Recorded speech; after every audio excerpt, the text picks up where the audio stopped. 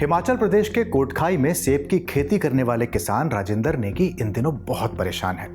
उनकी सेब की फसल गोदामों में सड़ रही है या टूटी फूटी सड़कों पर फंस गई है। इस बारिश में यहाँ 45 बार बादल फटे, 91 बार अचानक बाढ़ आई और 105 बड़े लैंडस्लाइड्स हुए, जिससे 660 से ज्यादा सड़कें बह गई। इससे किसानों की 40% सेब की फसल खराब हो गई। ये 5,550 करोड़ रुपए के सेब उद्योग के लिए बड़ा झटका है, जबकि वो अब तक 2023 की बाढ़ से भी नहीं उबर पाए थे। ये एक्सट्रीम वेदर कंडीशंस भारत को बर्बाद कर रही है, चाहे पंजाब जम्मू कश्मीर की बाढ़ हो या उत्तराखंड में बादल फटना या हिमाचल में लैंडस्लाइड्स। ये हो क्यों रहा है और भारत को इससे निपटने के लिए क्या करना होगा, जानेंगे इस हफ्ते की कवर स्टोरी में। नमस्ते, मेरा नाम अंजुम शर्मा है और आप देख रहे हैं India today Hindi. Climate change पूरे भारत के लिए मुसीबत बन गया है। तेज बारिश, बेमौसम तूफान, लू और सूखे की घटनाएं अब आम हो गई हैं। रिपोर्ट्स बताती हैं कि क्लाइमेट चेंज ने हमें कहां मात दी। Centre for Science and Environment के मुताबिक साल 2024 में भारत ने 366 में से 322 दिन यानी साल के 88% दिन क्लाइमेट के झटके सहे। ये साल 2023 के 318 और 2022 के 314 दिनों से ज्यादा है। संयुक्त राष्ट्र की रिपोर्ट के अनुसार 1998 से 2017 में क्लाइमेट से जुड़ी आपदाओं से भारत को 7 लाख करोड़ रुपए का नुकसान हुआ। आरबीआई की 2023-24 की रिपोर्ट कहती है कि 2030 तक गर्मी और बारिश से काम के घंटों के नुकसान से जीडीपी का 4.5% प्रभावित हो सकता है। 2024-25 में क्लाइमेट से जुड़ी 3080 मौतें हुई, जो एक दशक में सबसे ज्यादा थीं। भारत क्लाइमेट चेंज के प्रति सेंसिटिव देशों में टॉप 10 में से है। आईएमडी के अनुसार 2001 में एवरेज टेम्परेचर 25.05 डिग्री सेल्सियस से बढ़कर 2024 में 25.74 डिग्री सेल्सियस हो गया।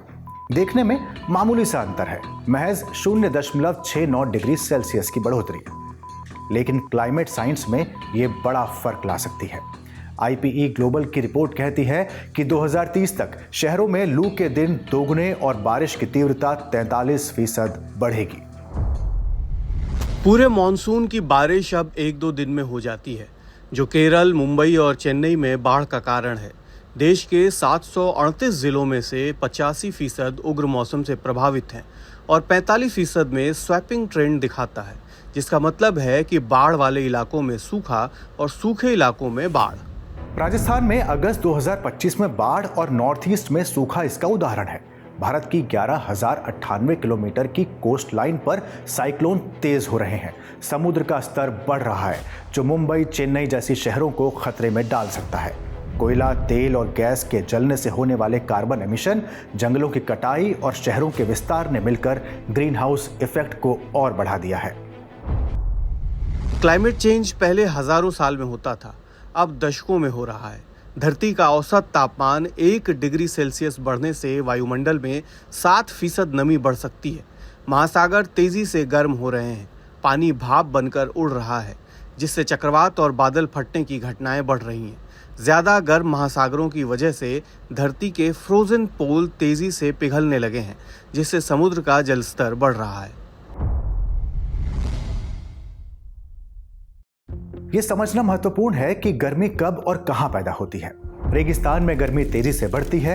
वेस्टर्न एशिया और मेडिटेरेनियन भी तेजी से गर्म हो रहे हैं। इससे हवा का दबाव जमीन पर कम हो जाता है और ताकतवर हवाओं का एक सिस्टम यानी low level jet stream north की तरफ बढ़ने लगती है। इससे नॉर्थ वेस्ट इंडिया और हिमालय की तराई वाले इलाकों में गर्मियों में तेज लू चलती है।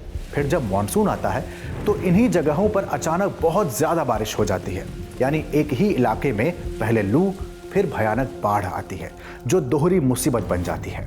शहरीकरण और पहाड़ी ढलानों पर निर्माण लैंडस्लाइड्स और बाढ़ के खतरों को और बढ़ा रहे हैं। जब नदी के तल में मकान वगैरह बनाए गए तो नदी ने अपनी जगह वापस ले ली। मोदी सरकार ने 2070 तक नेट जीरो कार्बन एमिशन और 2030 तक कार्बन डाइऑक्साइड एमिशन में 1 अरब टन की कटौती का टारगेट रखा है। इसके साथ भारत की ऊर्जा से जुड़ी अपनी आधी ज़रूरतें रिन्यूएबल सोर्सेज के जरिए पूरा करने की कोशिश है। आईएमडी ने साइक्लोन्स के पहले इसका अनुमान लगाने में अच्छा काम किया है।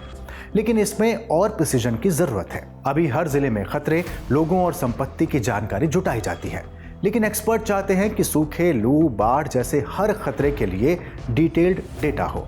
इसे हर साल अपडेट करना भी जरूरी है, क्योंकि क्लाइमेट चेंज से नए खतरे आ रहे हैं। कई राज्यों ने लू, बाढ़ और बिजली गिरने के लिए योजनाएं भी बनाई हैं, लेकिन जरूरी है कि जमीन पर काम भी हो। पंजाब को अप्रैल में ही बाढ़ के खतरे के बारे में चेतावनी दी गई थी, फिर भी उसके पास कोई कार्य योजना नहीं थी। ये मानसिकता ही देश की सबसे बड़ी सामाजिक व्यावहारिक समस्या है कि कुछ नहीं होगा। शहरों में निर्माण, ड्रेनेज और पावर सप्लाई के भी नियम बनाए जाने चाहिए। एक्सपर्ट्स अर्बन स्पॉन्जेस की बात करते हैं, मतलब पार्क, नाली, छोटे गार्डन से बारिश का पानी बहने के बजाय सोख लिया जाए। आसान भाषा में कहें तो अर्बन और टाउन प्लानिंग को बेहतर करने की दरकार है। स्टेट डिजास्टर रिस्पॉन्स फोर्स यानी SDRF को मजबूत करना भी जरूरी है। इंफ्रास्ट्रक्चर प्रोजेक्ट की प्लानिंग और एग्जीक्यूशन के समय पर्यावरण के अनुकूल तरीकों को ध्यान रखना होगा और क्लाइमेट रिस्क का इवैल्यूएशन भी करना होगा। इसमें लोगों की भागीदारी और राजनीतिक इच्छा शक्ति से ही असली बदलाव आएगा, वरना आपदा का ये चक्र रुकेगा नहीं। इस पर आपकी क्या राय है, हमें कमेंट बॉक्स में जरूर बताइए और ऐसे ही वीडियोस के लिए देखते रहिए इंडिया टुडे हिंदी। शुक्रिया। इसी तरह की तसल्ली से भरी हुई एक्सक्लूसिव रिपोर्ट्स देखने के लिए सब्सक्राइब करें इंडिया टुडे हिंदी का YouTube चैनल और बेल आइकन जरूर प्रेस करें ताकि वीडियो अपलोड होते ही आपको खबर हो जाए।